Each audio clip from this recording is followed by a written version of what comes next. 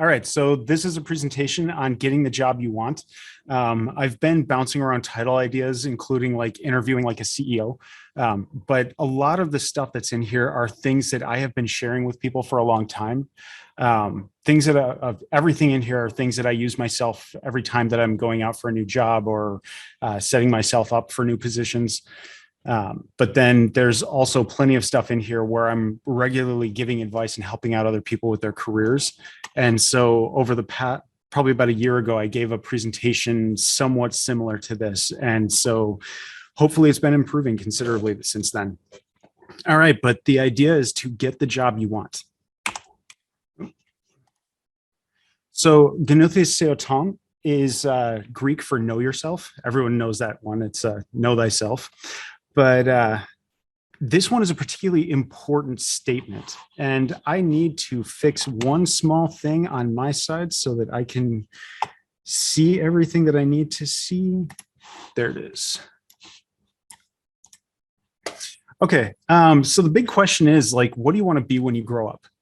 And you really want to kind of figure out what it is you want to be doing. Now, I'm going to give you, while there's certain pieces of that information that you may have already figured out, one of the key things is to recognize that that is going to keep changing throughout your life. It's always going to be changing. You'll always have new things that you kind of figure out like, oh, I'd love to go do that now. And as you start diving into it, you start finding more things about it and you want to switch to a different topic completely or dive into a particular area of it more, or maybe even just stay more general in an area. So don't necessarily expect to have that answer to know yourself because yourself is always changing. But what you do want to be thinking about in the case of getting the job that you want is what kind of roles do you like? So one thing to think about with this, when you are doing something that you like, let's say that you ended up joining a game jam.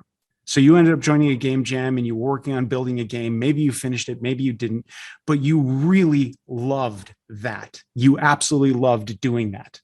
What was it that you were doing? Because you're not necessarily going to find jobs out there that match exactly that.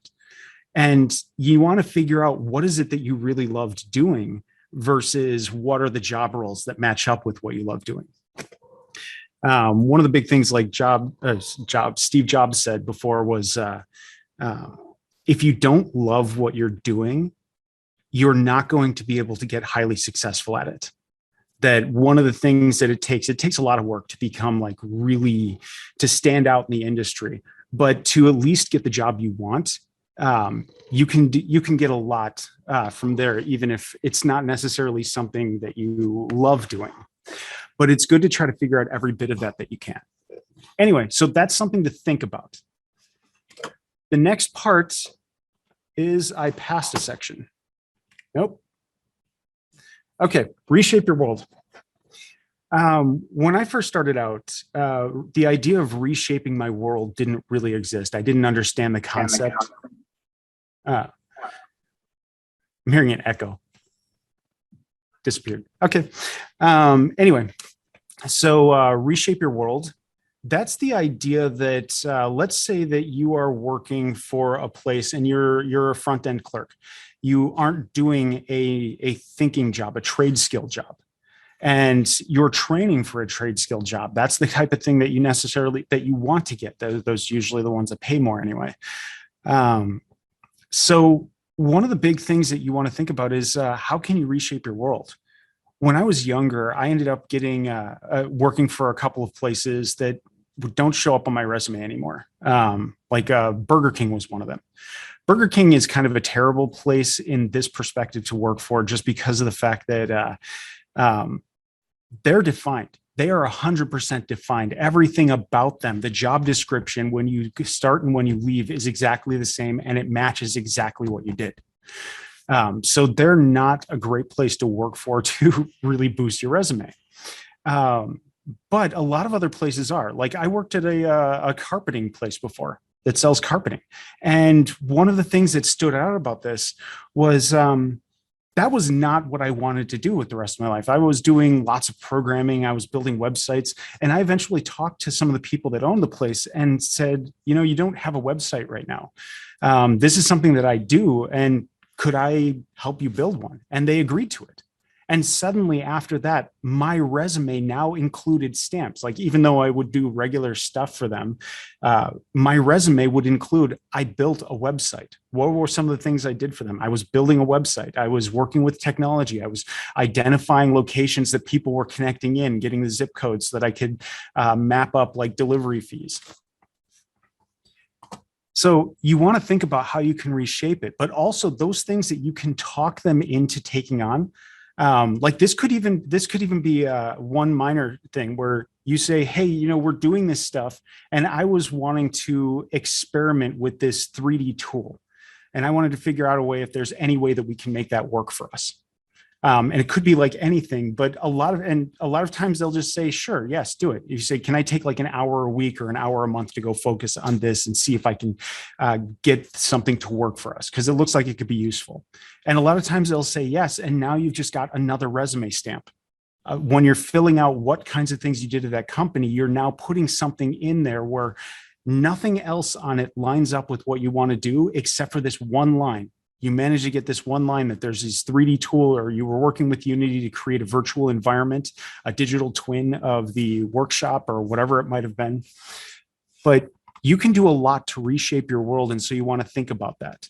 Now, here's one thing that I want to bring up. This was one of the challenging interview questions that it destroyed my shot at a job when I first heard it. And then I learned from it really well. I was asked, tell me about a time where you had to work with an employee that was very difficult to work with. And I had stories about that. That was fun to talk about. That was a great venting. And so I took a minute or two and talked about that. And then after I did that, they asked me the question, what did you do to make it better? I don't know. I didn't do anything at that position. That was very early on in my career. But that's one of the things to think about. You're in a position, maybe you don't like it. There's things about it you don't like. What are you doing to make it better?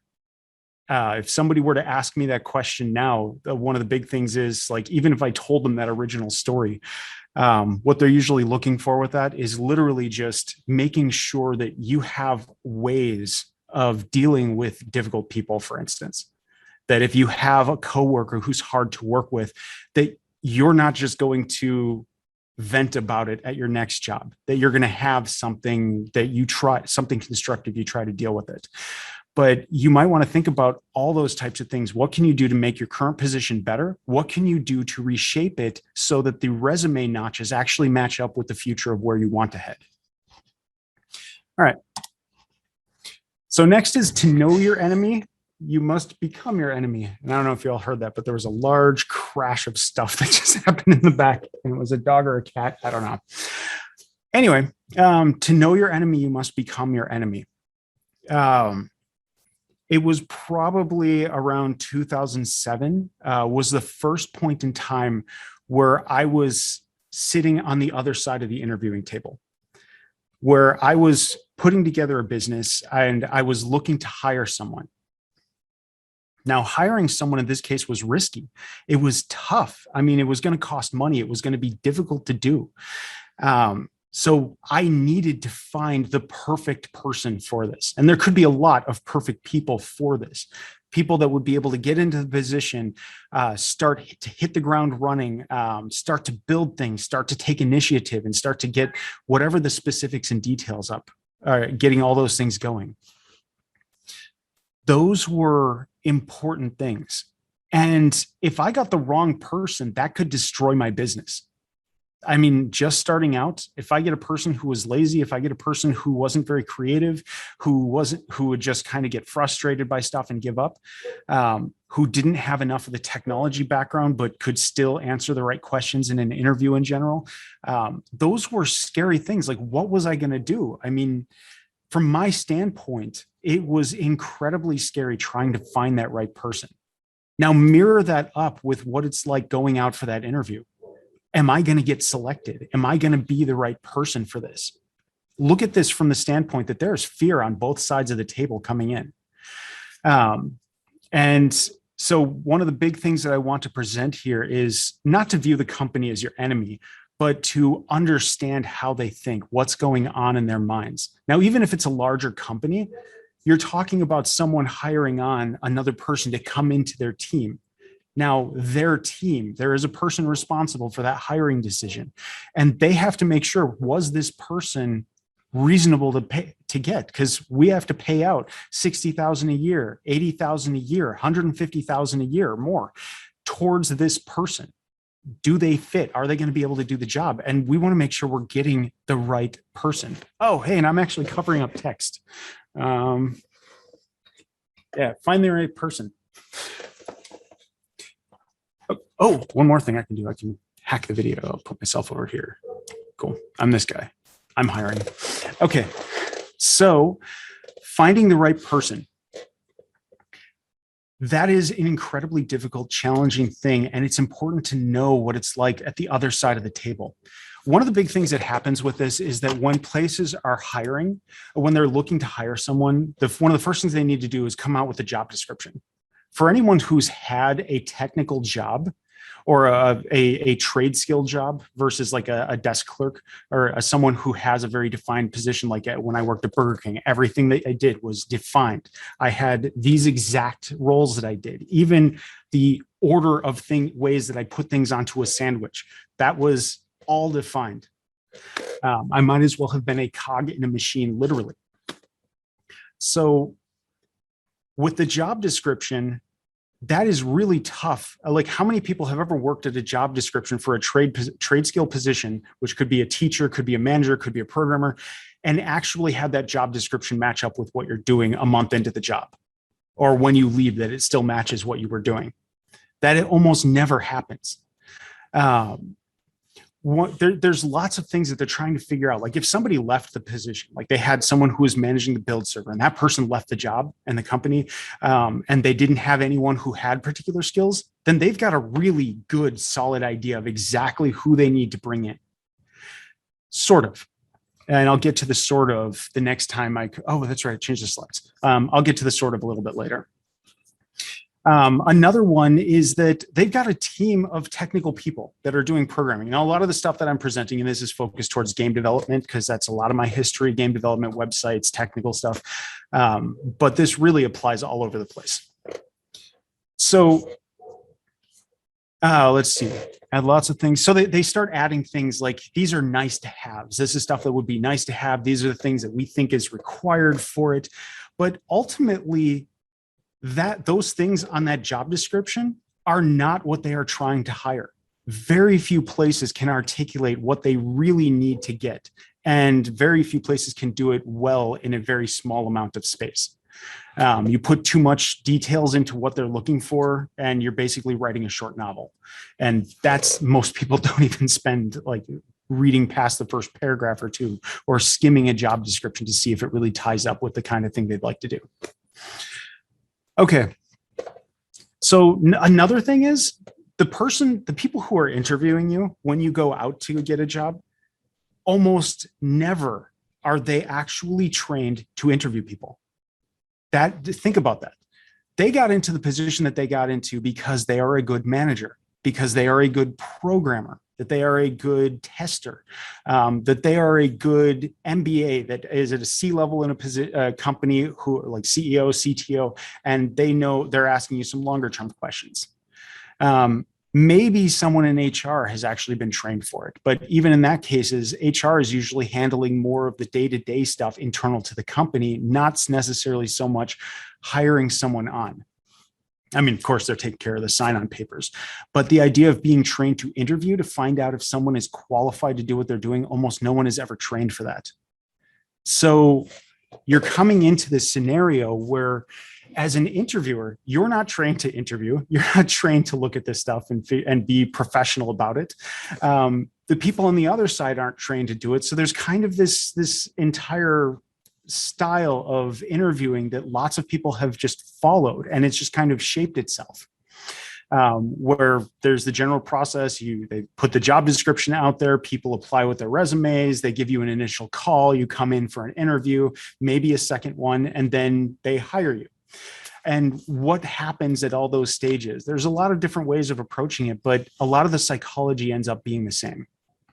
And because most of the people are almost never trained for it, One of the biggest things is that when they're asked afterwards, why did you pick this person in specific? Why did you pick them over this person? Or why did you pick them over this person?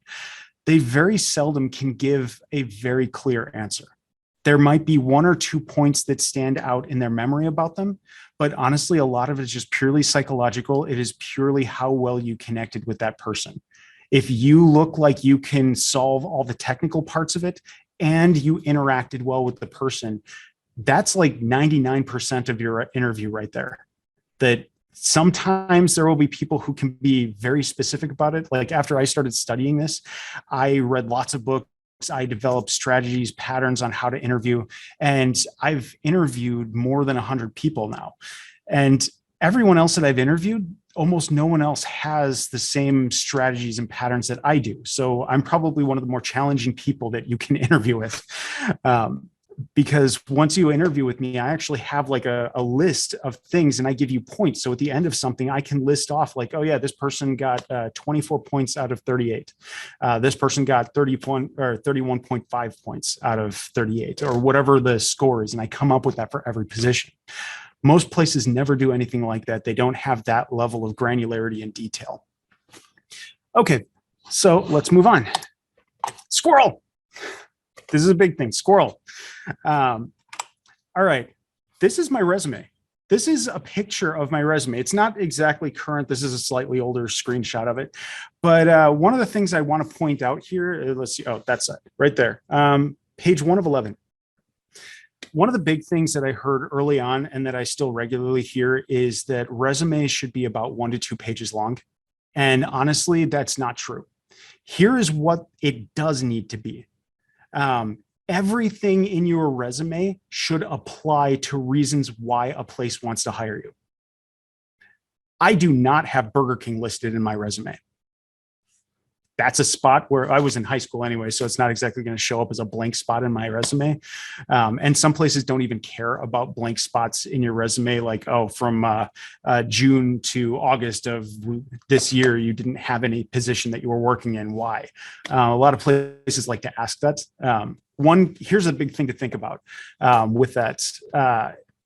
If places ask you about notches and empty spots in your resume, you should bring up that, look, I have a real passion for this technology, for this thing. So even when I'm not actually working at a company, I'm still doing this stuff for myself.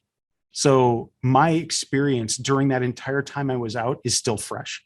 It's still stuff that's current, it's active. I was learning and applying new things regularly every single day. It's just, I wasn't being paid by someone else to do it. And a lot of places, they have a lot of respect for that because you actually express a passion. That's one of the things that's going to stand out, a passion. But before you can actually get to the interview stage, you have to get past that resume. EA, maybe this number has changed, but they get 1,000 resumes a week for designer positions. 1,000 resumes a week. There's no way they're looking through those in detail. People are lucky if they get their resume just opened, because at that size of a company, they probably have a tool that just kind of scans for some red flags immediately. Like if they get 1,000 of them in a week, they can probably just say, oh, there's a misspelling, out. And that one's just going to be out of there. Misspellings, you should really check your resume to make sure misspellings are taken care of. Even in mine, there's a couple red underlines, but I look through those because that's the name of the actual product. That's the name of a technology. Those are supposed to be spelled like that. Okay, but my resume has pictures in it. My resume, since it's long, since I have lots of details in there, that stuff, I actually put links in there. Like this day and age, most everyone is looking at your resume digitally. So if you have a few things that stand out, like they're going to want to take a look at your educational or whatever, I have actual hyperlinks inside of here for people to get around. Does anyone ever read my full resume? No. I don't think so anyway. And I don't expect them to. The point is, though, is that they can look back and they can see, or they can learn, they can search it for keywords and say Unity or C# or SQL, and they can see like 28 points where it lists SQL or 30 points where it lists Unity. and take a look at like details surrounding it, and they can find out about it, and they can see just by the size of the resume even that there's a lot of history there. Of course, I have like 20 years in the industry, so that's going to give me some advantage there. And that's a grain of salt that for what I'm saying, everyone needs to take this with a grain of salt, that I have 20 years of experience doing this. So I have a notable experience background to tie into this, so I can get away with lots of stuff. When you're junior in your position, a lot of recruiters, for instance, they're going to want your resume to follow a very specific format. In fact, my resume would not fly in the United Kingdoms because they don't allow people to it's not allow, but it's typically frowned on to have any photo of yourself inside of it, that they try to exclude any information like that. Now, in mine, I typically wouldn't do that either, but I have some key items in here that stand out. So I have my photo, and my photo is just with it. I tried to select pictures that didn't have it, but that was one of the key things in these. Okay.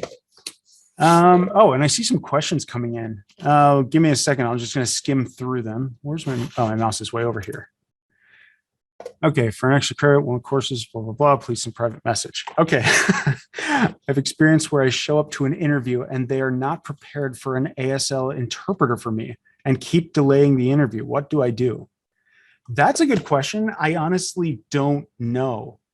That is not something where I've worked with someone like that. I have worked with someone before who was already a part of a company who had a translator that followed them around to technical stuff. They understood well enough that they could follow what was being said, but then to actually explain their perspective, they would want a translator to help them. And the companies where they worked were more than happy to work with them. But honestly, I can't answer for the ASL interpreter. Anyway, I'm going to move on to the questions, but that's a good one. I'll probably look that up. I've never had the opportunity to be in that situation before. Okay. All right. So what do companies look for why do companies look for interns? Here's a couple reasons.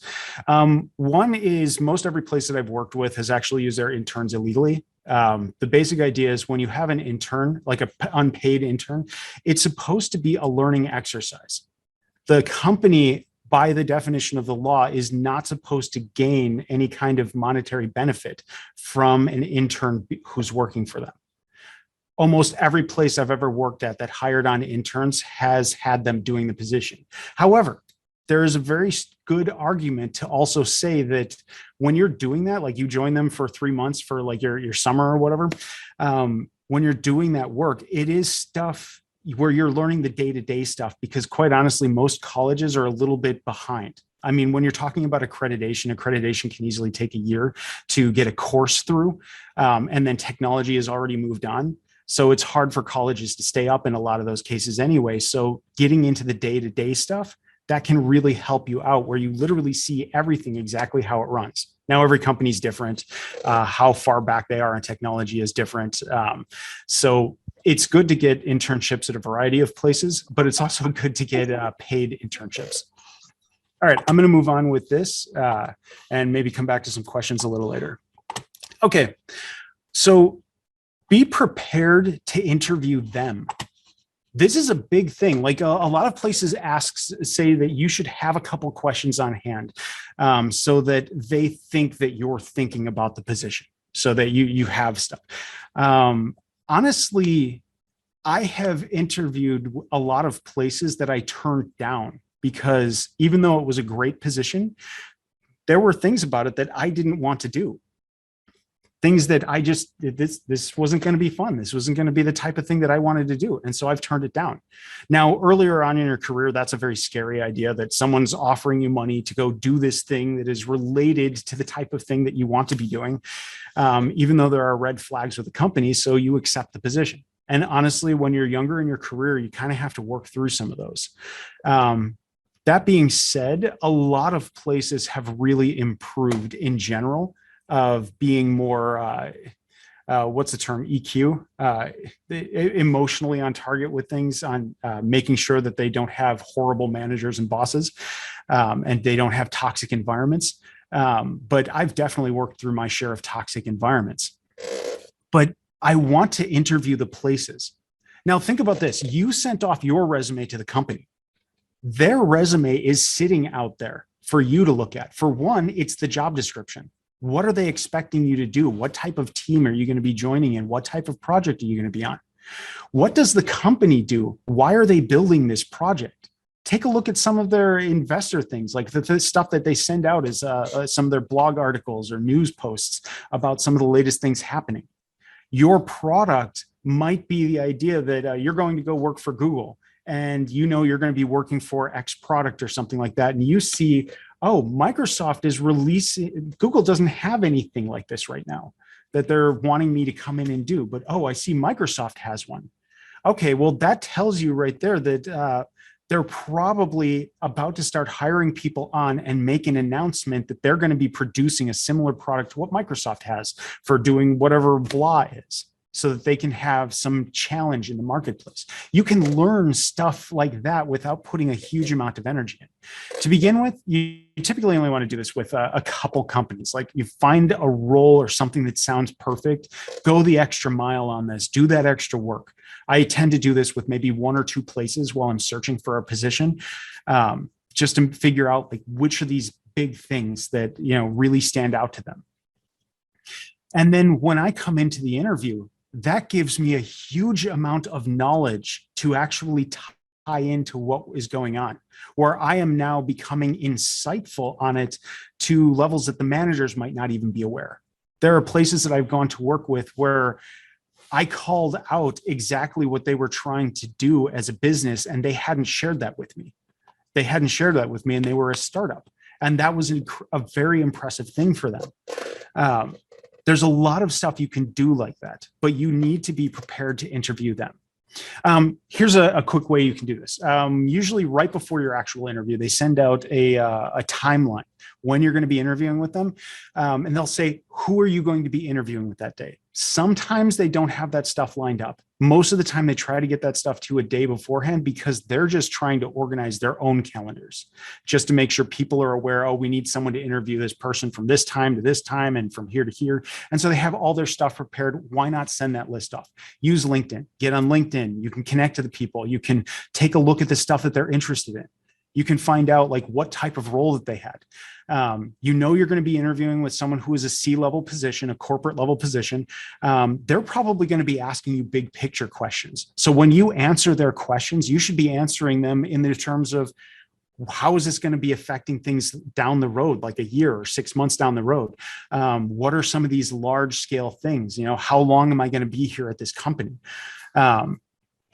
And then you might have someone like a QA, an analyst person who's working like week to week to solve specific problems. And that person's going to be looking like 2 weeks in advance in a lot of cases, sometimes a lot longer. Honestly, QA is one of those things that should be hired into the team and active in the project from day one. But most places push them off till a few months before release. Anyway, so you can get information. If you see that on their LinkedIn profile that they're really interested in game development or RTSs, when you're answering stuff, if you happen to have done any examples that relate to RTSs that can also answer their questions, you've now created a point of connection where this person wants to know more information about you. So these are things to think about while you're interviewing them. For one, like, are there red flags? Like, I've gotten probably 5 different points in the last couple months with Blizzard contacting me about, would I be interested in checking out some of their positions? We've got some roles that might fit you. Of course, lots of people get stuff like that, but there's been a lot of stuff going on in the news that I'm not sure I want to work for them. I'm sure they're changing what they're doing internally, but I've got other places that I can work for that I don't have to question that. All right. So next thing, your cover letter.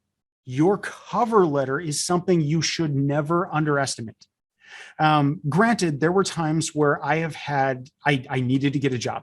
I did not have enough savings lined up to actually deal with any amount of time. And if I could get a job like the day that I was fired or the day that I quit at another place, that would be perfect. That would help solve my financial problems. And when you're in a position like that, yeah, you're out there on a Monster, on Dice, on LinkedIn, and you're just broadcasting your resume to every place. And no, you're not going to be writing your cover letter for every single one of those. What you should do, though, is when you see a position that really stands out, that looks like what you want to get, or a perfect stepping stone to get you to where you want to get, write a cover letter. A cover letter, like your resume, it's not a thing that is supposed to list all this factual stuff about you. It's supposed to be creating a connection. When you're doing your homework on a company, you're getting all this information about what they're trying to do. And you are, even if you're wrong, sometimes I've been wrong on this, but most of the time my homework leads me to things to express this stuff accurately. I don't just dive in and say like, oh, it looks like you're building blah because you need to hit the market for X time and do this. I don't usually say things flat out like that, but I talk about it in that direction. Like, all right, so you definitely need someone who can get in there and get your build systems up and running and make sure that they can be automated so that I can dive into other tasks. And that needs to be done. And you need that quickly to support a large team. And I can do that. I can hit that. Everything that you listed inside of your required skills, I have every single one of those, and I have a passion for these things. And then also just kind of generally expressing along that you can. I forgot what I was going to say with this. Rewrite it every time. What you do for me, what I do for you, why this will last. You really want to think about what the company can do for you. You want to express that in your cover letter. A lot of places are kind of afraid of that, thinking like, oh, if I put like what this company can do for me, it's sort of like, well, yeah, that's the only reason I'm joining you. But no, if you want a relationship, a professional relationship with a company to last, then it's a two-way street. You have to feel valued. So you want to work for a place where this type of technology is really valued, where the type of contributions you can make will have a real lasting impact to their deadline, to their bottom line.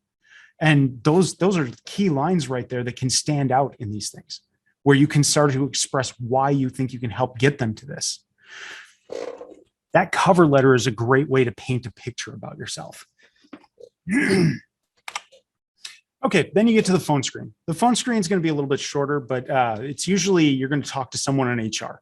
Sometimes you go direct to a hiring manager or someone else who just needs someone fast. If you're going to a hiring manager first, it's either like a technical person first. It's usually going to be for a smaller company or a company where they are in a rush to get a person. But the person from HR will be contacting you, and one of the first things that they're going to be asking are detailed questions just about like, are you a reasonable person to work with? They're going to be the ones initially asking those questions, like, have you worked with someone who was really difficult to work with? And then followed up with, what did you do to make it better? Or can you tell me about a time where you've actually, where if you had a client yelling at you or a customer yelling at you, and what did you do? How did you handle it?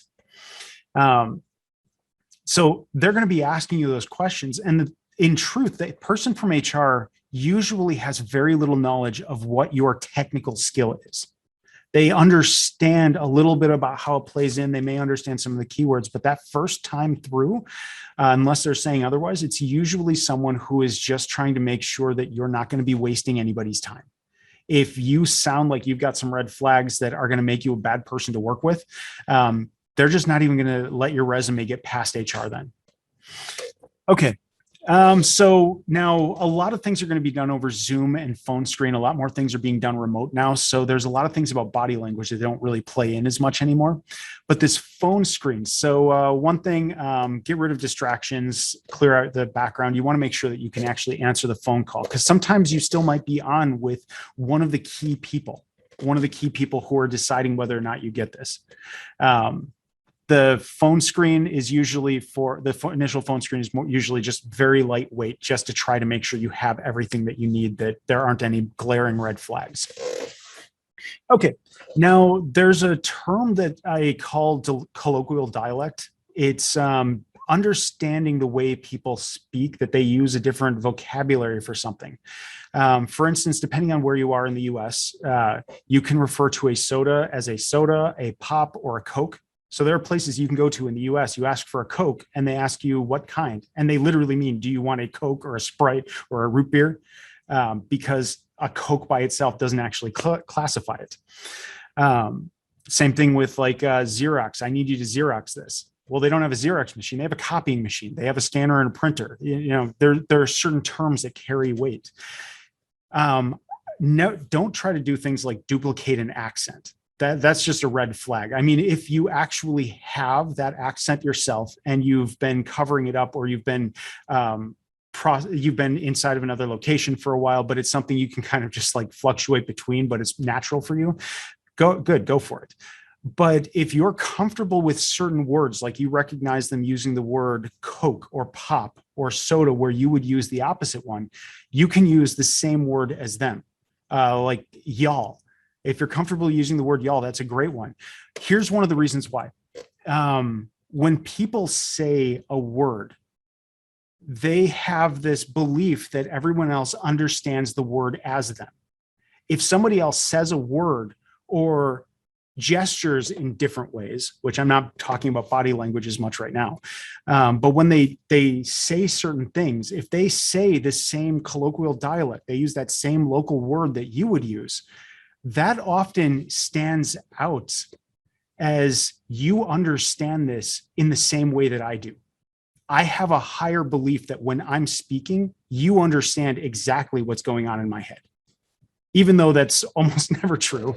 And it's even from someone is local. The point is that everybody has tiny biases or large biases that are built up. And this language barrier is one of them, where somebody comes from a different local dialect. So that's a great thing to think about.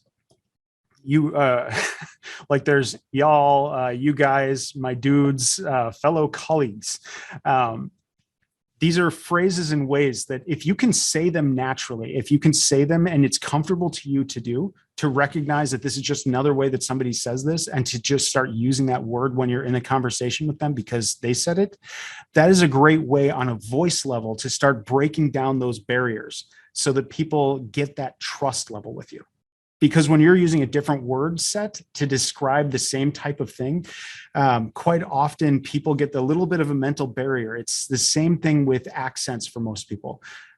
When you're listening to someone with an accent, you hear the accent and you think they think with the accent, like that they don't think like you, that they don't have the, even with different perspectives and looking at things, you just kind of feel like you don't necessarily connect as well. And that is a real natural bias a lot of people carry. And you should just kind of assume that you're going to be facing that regularly when you're interviewing with people. But if you recognize what those are, you can take advantage of them to any position you possibly can. All right, let's see. On the mechanical side, speaking with confidence but modestly. For instance, I'm going to read a section here because I'll probably forget the words for it right now, but I feel confident I can handle about everything inside the job description except for this, this, and that. And then maybe express an alternative. So with that one, actually, I kind of talked about a little bit of that one already. So I'm going to move on from that one. I'm just checking through my notes to make sure I'm covering all the key stuff I wanted here. Oh, people speak faster and slower, or quieter and louder. If they're speaking slower and quieter, they're speaking about something that they don't necessarily have as much experience with. They're not as energized by, they're not as passionate about, but then all of a sudden when they raise their voice and they get really loud, then it's, that's something they're really confident about or excited about. And when they get slower and quieter, then they're not. And that was really weird. Like I was talking about being excited and energetic, but I was speaking slow and quiet. And you could probably feel that difference just in my own presentation about whether or not I feel confident. Keep that in mind. Like that's the same type of thing that if you're talking to someone, you've already done your homework, you've looked them up on LinkedIn, you know that they're interested in these types of games, or you know that they're interested in this type of these groups. They look at code architecture, they look at Times Magazine or whatever, they're subscribed to them, things that they publicly decide to post. I'm not talking about actual stalking. I'm talking about using their profiles that they share about themselves on purpose. Okay.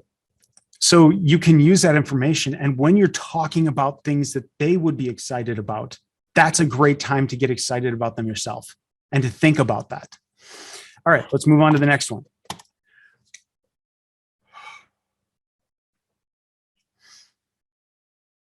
Breathe. One of the things that will help you fail the fastest when trying to succeed is thinking about all of these details when you go into an interview. There's all this stuff that I'm showing you, all these things that you read separate from here. And when you get into an interview, if you're thinking about those, your mind is not open to hearing what they're saying and getting ready with responses. Granted, you might have a couple of things that you have that perfect prepared response for that you've had in your head since you got there, and half the interview goes by and then finally you get to say it. And it's like, yes, I was preparing for this question. I know the answer. And then you answer it and you do great for that question, and everything before it was kind of bland. There's a statement that when you're doing you're always supposed to try to get to an interview early. Now, of course, in the digital world with the remoting, that's changing a lot, get there on time. But you get there early. Like when you're actually doing an in-person interview, you get there early. And if you're doing a remote interview, get to a spot where you can do your remote interview early. And just relax. Try to clear your head. If you've never done any meditation practices, just try to find one to clear your head. The biggest thing that the easiest starter one is breathing. You literally just think about your breathing. And it doesn't matter how distracted you get, so long as you keep honing your thoughts on breathing, and eventually your thoughts just get there. And if you can, you get your thoughts to just clear everything out of your head. Because what you're doing is you're opening up your mind. It's like, yes, you're studying all this, you're getting your brain prepared for it, but it's that social interaction that really gets you through a huge amount of the interview. If you have the general technical skills needed to actually get the position in the first place, it's really that social level that does the rest of it. So clearing your head and being prepared to just interact and just respond at that moment, listening to what they have to say and preparing for it the moment that they're saying it, not beforehand. So yes, you do want to study, you do want to think about this stuff, but right before it, clear your head. I recommend the exact same thing for test taking. If that's one of the ways to make sure you know it. You clear your head and you still remember it. You don't have this list of like 7 things going across on your forehead, just trying to like think, okay, such and such did this, this is how this part works, and blah. No, keep your head clear and ready to respond.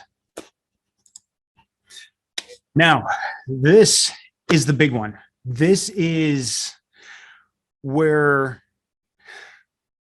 depending on who you talk to, it's very easy to look at the stuff I'm about to show you and look at it as like, oh, wow, this is like Dan is the villain in the story versus Dan is the hero, the protagonist in the story. And same thing for yourself. When you're using this, there's things about psychology that, first off, Yale Psych 110 is available online for free. Anyone can go listen to that, and it is awesome. That is a great course. And it doesn't specifically talk about jobs, but it talks a lot about social interaction. It talks a lot about stuff like that. And that's a great one just to go, I recommend go taking it. Yale Psych 110. It is an incredible class. Okay, but controlling the narrative. Remember this. Remember what I was talking about earlier with companies not usually being able to describe the position you are going to go work for well. That mentality, that chaotic understanding of the job that they tried to put in words but couldn't quite get to exactly what they want, and probably doesn't match who they actually hire. That's what's in their head when they're first coming into here. They have this chaotic structure in their head of, okay, what questions do I have to answer? Or maybe they have questions, how do I actually figure out who's the right person? All these different things kind of coming together. There's a point where you can control the narrative. So one of the things I want to say to begin with, if you're there early and you're doing this in person and someone asks you, do you want some water? Do you want something to drink? Always say yes. I mean, unless you've got like a can of soda in your hand or something. But you always say yes, because for one, I know a couple times that I didn't say this in the past. It was because it's like, okay, that feels like I might be inconveniencing them by doing it. No, they understood what they were offering when they offered it. You are not inconveniencing them. They are. Here's one of the other things, like when you're walking from that point where you were sitting to the point to the meeting room, you're in this casual state where they're usually not interviewing you, but they're still talking. They're still developing this rapport with you, this communication, this friendly notion of socializing.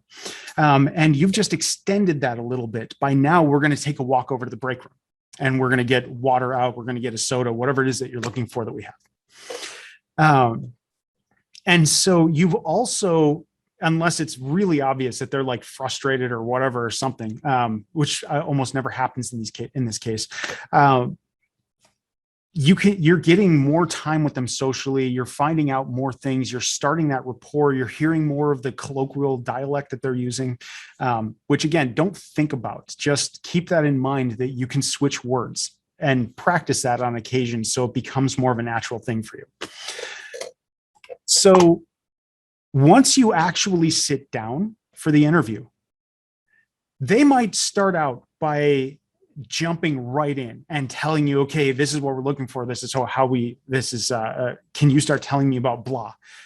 And that's kind of a bad place to start an interview with. You're just diving right into it, especially when, again, interviews are decided greatly against the social connection that you have. It's kind of bad to start off without a social connection starting. And they're going off of that chaotic description of the job. You want to change that. You want to get their mind more focused and relaxed. So one of the things you do, like even if they start off doing that, just diving into questions, you can take a step back and you can say, actually, would it be okay if I asked a couple of questions first? So the first question you should ask them, like first off, when you ask that, they're almost always going to say yes. If they say no, this is probably a place you don't want to work for anyway. If they're like, you have questions to ask? No, I don't want to talk to people like you. This is a sound that this person only wants to hear their own voice. They don't want you asking questions. That's a major red flag right there. You could feel free to just walk out of an interview. A lot of places let them run longer, even though they've already decided that it's done.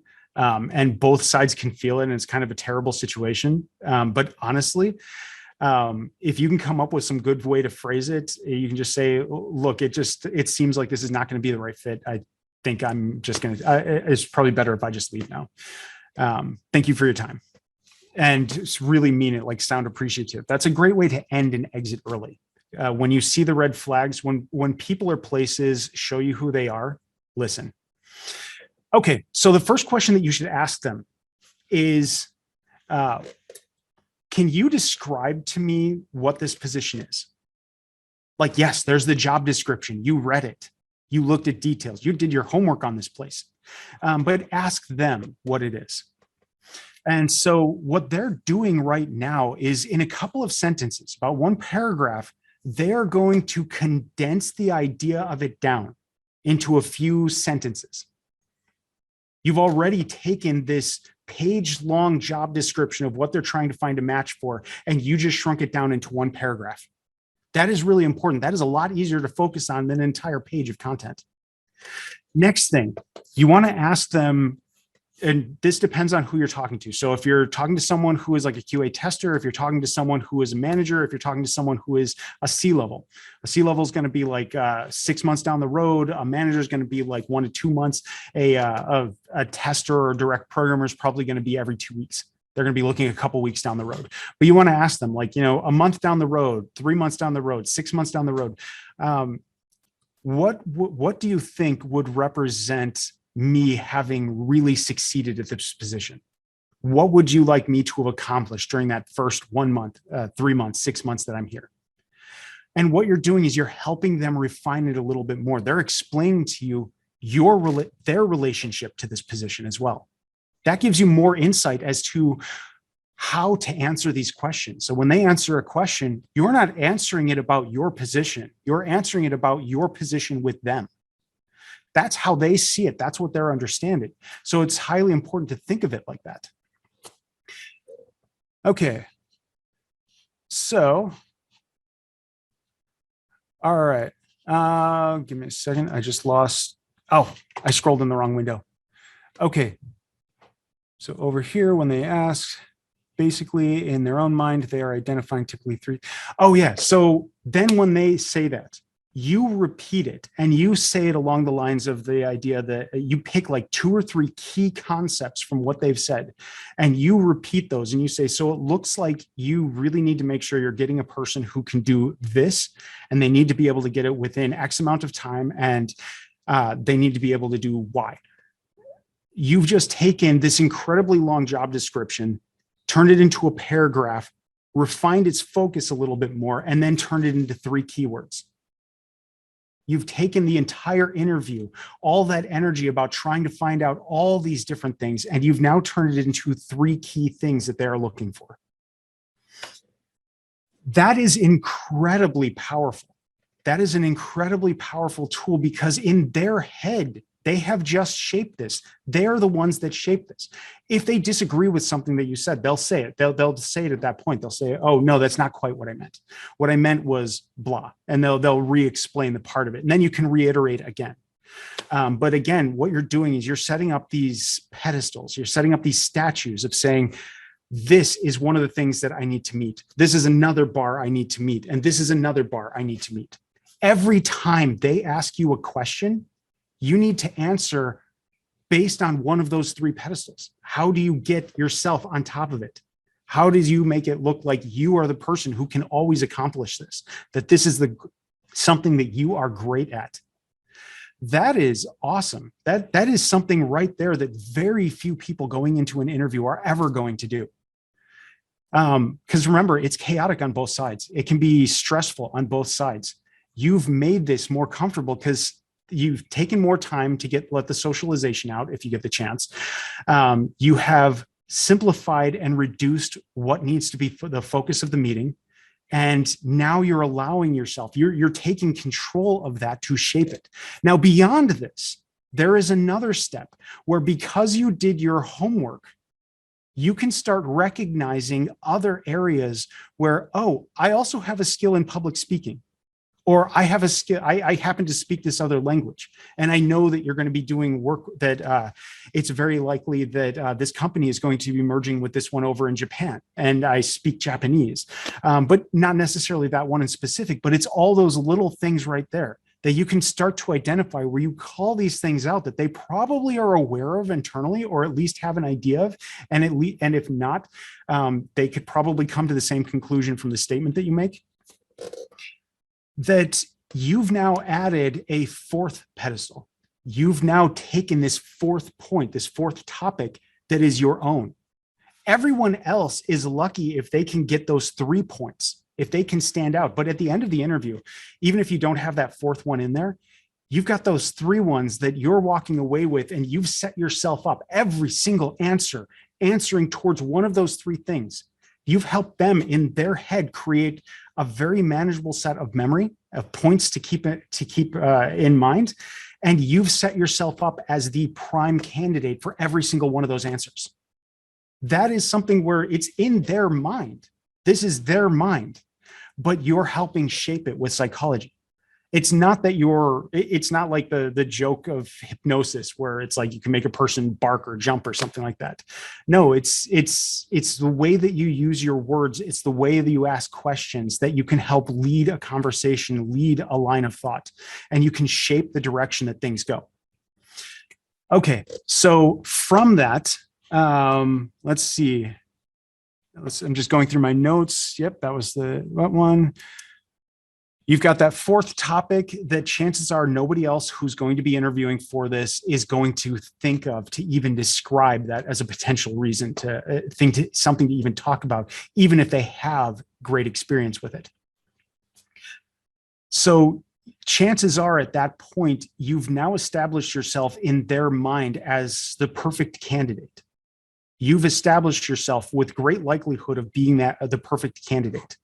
So you need to now that you've done that, the chances are that they have, I just lost track of where I was going with that.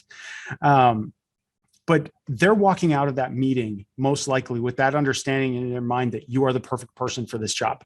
At that point, they still might have other interviews. And if you happen to come across someone else who just happens to be another perfect fit for their company, not even answering this way, but just happen to have every single right answer without necessarily even understanding that level of nuance about what they're asking and what they're looking for. That, yeah, there's still people that can be better skilled at you, and you won't get every single position, but you are going to have a very strong shot at it because of this. Okay. All right. So that brings us to the last section, metrics. This is something that I remember I was taught very early on. Like when I was just out of high school, I ended up taking this little 2-day class thing. It was on a weekend about how to like prepare yourself for work on like setting up an interview or setting up resumes, phone screens, answering questions, doing a mock interview. And one of the key things that they talked about, and I've seen other places talk about, is mirroring the body language. You mirror the body language. And so I would do that. And here's some of the things, like here's one of the basics to kind of tie into it. And like with the Yale Psych 110, this would be one of the things that you learn, just they teach you about all this stuff with it. Her gesture, like most things when you're thinking about this, you think about like open and close gestures. So an open and closed gesture, like this is a closed gesture. This is a closed gesture. My head is down, my shoulders are crunched in. This is an open gesture. This is an open gesture. If it's hard to see if my hands are out. Crossed hands, hard to tell. Here's why. A lot of people think with their arms crossed. So they could literally just be thinking about something, but here's one of the key differences. Look at my hands. The hand that you can see, oh, right there, is open. I'm thinking about this, but I'm open in thought. If I'm thinking about this and I have a fist in my hand, I'm closed off. So you want to mirror what they're doing but you want to do it in an open gesture. If they have their hands crossed, you can cross your hands, but keep your hand open. Do it as best as you can in an open gesture. That'll be things like, leaning forward a little bit, raising your volume level, being a little bit more energetic or excited, or leaning back, or kind of like slouching a little bit and to one side. These are things that people do. But again, this is like that colloquial dialect. If you speak as I do, if you act as I do, you must think like I do. So that's some of the things that you're helping set up with that. But there's more that you can do with this. This is an active tool to give yourself real-time feedback as to how you're doing inside of the interview itself. Are you doing successful? Well, here's the thing. When two people like each other, and I'm not talking about on a relationship or romantic side, I'm just talking about even professional, there is this human nature to start duplicating some of the actions and the gestures. So you see a group of friends walking down the street, they will almost always have that same style of walk. They will almost have that exact same way that they're carrying themselves in general. It's a common thing that people start to shape like each other. And so that same thing with that colloquial understanding, your body language tells a similar story. And there's a lot of argument to say that like 70 to 80% of any conversation is through body language. And so I forget the exact numbers, but there were studies on this where it was like 6 to 10 times per minute where if it was like 1 to 3 times a minute or something like that, where you come in physical contact with someone, and this was before COVID, then that is you like the person, but in like a professional way. And then if you're on more of a romantic interest, it's closer to like 10 times or more that you do something that comes in physical contact, and people don't even think about that. Of course, now with COVID, that all changes. And so I have no idea what that number is. But same way with the words, same way with the body language, you understand as I do. And at a certain point, when you have someone around you that likes you, it's kind of common that you start returning the favor with that. And if you actually like the candidate now Now your mind as the interviewer is starting to change to, oh, I like this person. This is a good person. I want to make sure we get this person in the job. But I still need to make sure there are no more red flags. They're not even necessarily wording all this stuff, but they're starting to ask about all these things, or they're asking these questions. They're having their body language in there. Now you can do your test. You can shift. You can lead the body language, change how you're sitting, do an open gesture, kind of sit to the side, lean in a little bit, do some other stuff. Within 3 to 5 seconds, they will typically follow you, and it is completely unconscious. Now, of course, if both people are already aware of this and they're coming into an interview and you know that you're being interviewed for your ability to interact on a social level, like you are a community manager or you are someone who is going to be traveling around the world to make business deals, how you interact with people and understanding these psychologies, in fact, how they change from country to country or even locations within that country, all those things become important. And you're now being studied for those exact things that are supposed to be unconscious.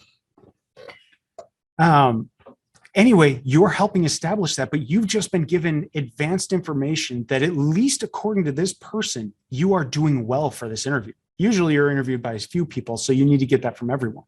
And if you get that type of feedback from everybody and you move on to you finish out the interview, typically the only reason you're not going to get that is because they found someone who legitimately has better skills than you. And it's not just a social thing. But for a lot of the stuff, when it's just the technical things and they have a hard time defining who's going to be getting ahead, all of these tools help you. All of these tools help get ahead all over the place. If you look at, well, actually, I think I'm going to leave this open for questions now.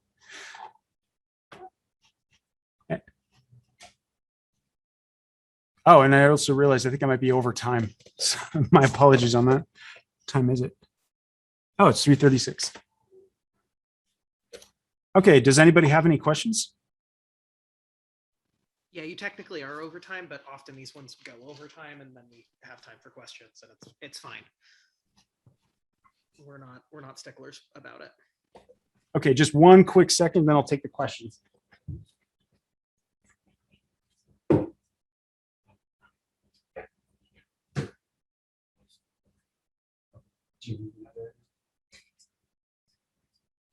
Okay. Okay. All right, I'm back. Okay, so I'm looking at some of the questions.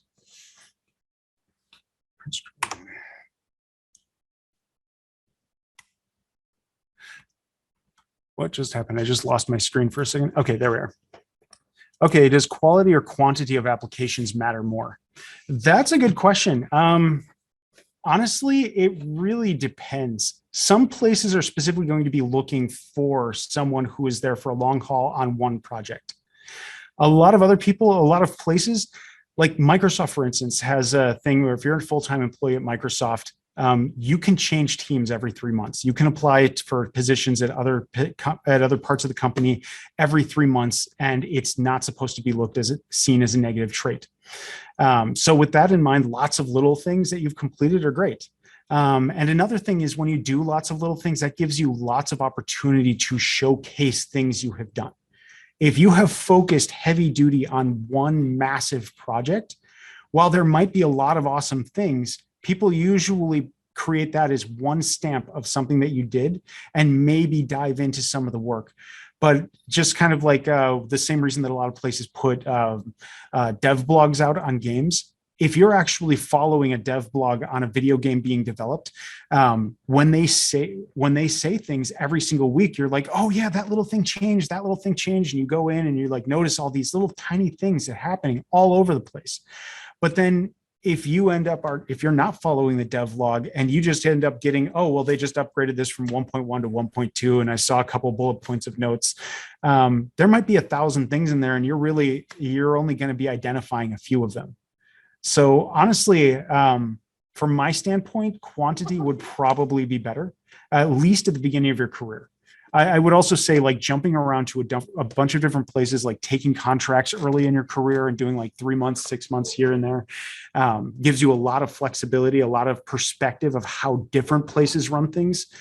so that you get a lot more insight to how things can work and being able to identify things that don't work. Okay, what tips would you offer for someone who maybe doesn't have any prior work experience or a very small amount to show on a resume? Okay, well, here's the thing. There's a lot you can put on your resume that you don't think about. I have some other videos. This could go into a whole separate conversation. But you can list one thing I recommend is creating what I call this main resume, this purposeful resume that has everything that you have done that could possibly relate to the types of things you might ever do professionally in the future.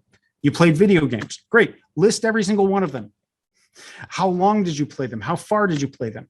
If you get a job testing games, then suddenly saying, here's a list of 48 games that I have played from beginning to end. Here's a list of 500 other games that I have played. And here, you want someone who's testing in this category. Here's 38 games that I have played that I personally enjoy playing. Those are kinds of things that can stand out. And it's like, where in your resume? So of course you want the most important things, the biggest things that stand out for you. Like think of your resume like a brochure. The company's not going to list every detail. They're not going to say everything. They're not going to say the things that they don't do. What they're going to show you is every possible thing they can do well for you. And they're going to bring up the best things. And that's the same thing for your resume. As a college student, one of the things is try to figure out like ways that you can get earlier experience. For game programming, joining into game jams. So you end up with like completed games. But honestly, even I've done thousands of games where I did not complete them. I did parts of them, got some cool stuff on, and then, ooh, squirrel, I start on another one. And that's very common. What is a really good idea is figure out how you can polish the piece you got done and then make a gift from it. Put it in a portfolio to show, hey, you could express it as this was a game that I was working on and I decided to move on. Or you could just say this was an experiment that I was doing on getting an inventory system into a 3D game and I wanted to see all the steps and here's how I approached it. That right there is a portfolio item, even though it never got into a completed game. And that can look good for you. The fact that you joined game jams can look good for you. The fact that you helped develop a website for so-and-so can look good for you. The fact that you went to college can look good for you. The fact that you read whatever books, like list books that apply to it. As I've read these books, I've taken these certifications, I've done these tests. I study and follow these YouTube channels online about people who are giving regular content on the topic of interest. Okay, so very insightful. Can't say any longer. Just come from me. Okay. Is it better to spend time tailoring your resume for each job or to spend that time sending out the same resume to more places? That is a good question. I usually have kind of a main resume or one that I style for what I'm doing. And honestly, at this point in time, my resume pretty much stays the same all the time. But for a while there, and this I found valuable, is having that main resume with everything listed on it. And then when you have a type of position or a type of role that you're applying for, make a copy of your main resume, go through it and just delete all the things that don't apply to that position. That if you were saying you wanted to get into this position, is this something that can help you? Yes, no, get rid of it, just delete it. And it's pretty fast just to go through it and clear those things out. And now you have your QA role. Now you have your tester or your programmer role. Now you have your manual tester role. Now you have your Scrum Master role. Those are all things that could be pretty valuable for you. Okay, but of course, same thing. If you're stuck for money and we need to make money to survive here, so sometimes you just have to send out your main resume or send out a related resume. But usually, try to get a resume that's shaped towards the role you're sending out. So creating a couple generic ones where you take your main resume and just delete it all for that one type, even though you could technically go out to these 2 or 3 different types of positions.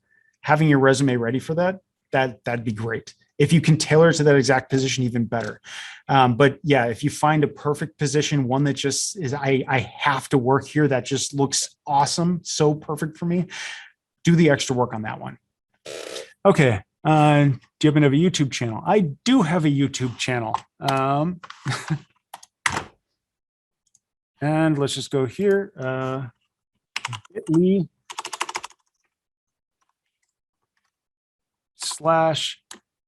/ devious videos. I don't even know what it is. Devious YouTube, maybe. Wait, I think I actually have it over here on my LinkedIn. So I'll just go to LinkedIn. Anyone's welcome to connect to me on LinkedIn. Inside of here. Oh yeah, bit.ly / DVS YouTube, capital DVS, lowercase YouTube. Okay. And yes, I put a lot of short stuff in there. Most of it is based on Unity and C# development. But I do stuff towards job hunting and things like that as well, in general, management or Scrum or Agile, what I think of those things, or even college. Let's see. So as someone older, I'm interested in doing internships, but it seems like it can be something for students only. How can I get a similar experience with a company or appeal as someone older? Well, first off, if you have the availability to do internships, even though you're later in life, it's, not still living in your mom's house, that's one, awesome to you. But a second thing, I know there are also places that do paid internships to kind of break in that door, and you're going to be paid less than what you'll make as a full-time person. So I can see the value in doing stuff like that. How do you get them? That's a good question, because a lot of places, when they're doing internships, they're literally going out to local colleges and talking to the professors, or they're talking to the teachers and asking them. Sometimes places will literally post it, like Microsoft posts internship positions all the time. There's tons of people from around the world that would come in for those ones. For one, just getting Microsoft on your resume. Like when I worked at Microsoft a decade ago and then went back to work in Wisconsin, Illinois, it's like, oh, hey, you're that guy that built Word. And it's like, because I had Microsoft on my resume. It's like, no, I did testing on this obscure thing, blah, blah, blah. Anyway, but it stands out. So Microsoft certainly advertises it. There are other places that will advertise it. Second thing is, when you're talking to recruiters, just tell them what you're looking for. Recruiters can be really helpful in this stuff. Like a lot of times they're just trying to do bulk fill. And so there are different types of places. Headhunters are usually better, where they're trying to look for much more pricey candidates to fit in better, and they'll do more personal work on it. But then a lot of these places, the recruiters also have these large networks where they send out messages and internal notifications saying, does somebody have a position in this area with blah? And then someone will pick it up and answer. And those can be really helpful. Okay. I think it went manager. Okay. I recently had an interview where I ended up not being selected. I think it went pretty well till the manager wanted to do a few role-playing sessions regarding an employee that wouldn't switch to a new tool set. I knew what they were looking for, but felt really weird acting out during it. How do you feel about role-playing sessions and interviews? I agree. That is weird. Same thing with whiteboard programming. Like everybody has a laptop these days, or almost everybody does, at least in businesses. So it's kind of like you can, if you're doing actual interviewing for programming, put someone in front of an IDE and have them program something. That right there is going to tell you a lot. But the role playing is similar to whiteboarding, where it's like you don't have IntelliSense. A lot of times you depend on that type of stuff to really help speed you through. And no, you don't know all the parameters of things. So you have to guess your way through a lot of them. And most places are pretty forgiving of that. But I agree, the role playing in a lot of cases can be very weird to pull out, where if you're not trained as an actor and you're told act, which is what you were told to do, that's tough. I don't have a good answer for that. And that's nothing that I've done for places. Honestly, role playing can be kind of a bad one. I'm going to give you one extra piece of information on this. A lot of things, at least in some books that I've read, a trained interviewer is going to ask you questions about what you did and not ask you questions about what you would do. If I asked you this question, imagine that you have a person that you're working with that is very obstinate. They're standoffish. They just don't want to do this particular thing. What kinds of things would you do to help motivate them, to get them to start going towards this direction? Well, that's a what would you do? That's all theoretical. That's stuff like, oh, I've read articles. I have ideas of what I would do. What did I actually do the last time I faced this? Yeah, like almost nothing on that list. The trained interviewers are usually going to be asking you questions like, what did you do? And that can be so valuable from the interviewer's side because people become uncomfortable when they're lying. It becomes difficult to lie and make stuff up. But if you're presenting it in an act, if you're presenting it as part of this artificial statement of what would you do, all of a sudden everyone is completely comfortable with just saying, oh yeah, I would do this, I would do that, I would do that thing. But yeah, when it comes down to it, that really doesn't map out with what's really going on with it, with what you've actually done. Okay, useful information, but must leave. I've gotten a lot of must leaves. So, oh, and a post to my channel. Great, thank you. All right, I think that's it for the stuff that's out here.